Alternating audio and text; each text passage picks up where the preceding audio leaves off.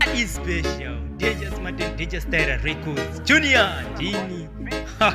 wakadiwo kundiudza dai wakandiudza pamwe zvaiva nane ndaideni ndakasara zviri nane dai wakandiudza pamwe zvaiva nane ndaideni ndakasara zviri nane ino rufu haritaure ndakuuya pamwe ndo saka usina kundiudza ino rufu haritaure ndakuuya tepo pamwe saka usina kundiudza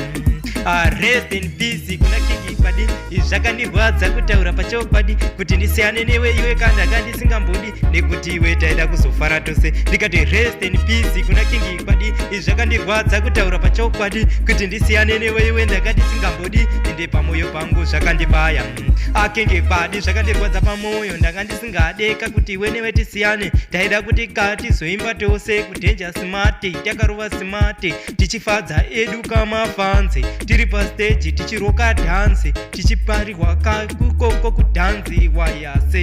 ndi Junior chocho ndikati rest in peace kuna King Padi zvakandirwadza kutaura pachokwadi kuti ndisiyane newe iwe kana ndisingambodi nekuti zvakatondirwadza pamoyo ndikati rest in peace kuna King Padi zvakandirwadza kutaura pachokwadi kuti ndisiyane newe kana ndisingambodi zvakandirwadza pamoyo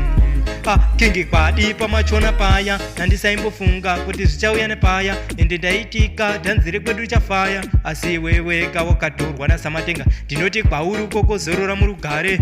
funge isu kuno hatisi kumira kushaura magoma akasambotityira kuno tiri kutomabata zvekutobvira ndikati rest in peace kuna King Padi zvakandirwadza kutaura pachokwadi kuti ndisiyane newe iwe ndisingambodi kutaura pachokwadi inini kam ndikati rest in peace kuna King Padi zvakandirwadza kutaura pachokwadi kuti ndisiyane newe iwe ndisingambodi zvakandirwadza pangu kapo moyo King Padi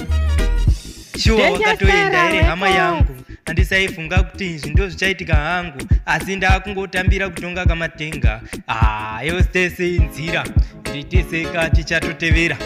chero hedu takambosara tichirira asi tichiri kutotevera wayase polling yamaselector King Padi ndanga ndisingambodi zvakandirwadza pachokwadi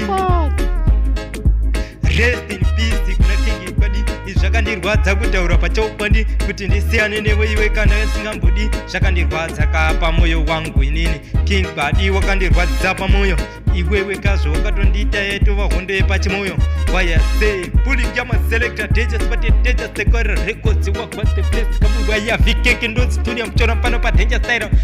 rest in peace kuna King Padi zvakandirwadza kutaura pachokwadi kuti ndisiyane newe iwe ndisingambodi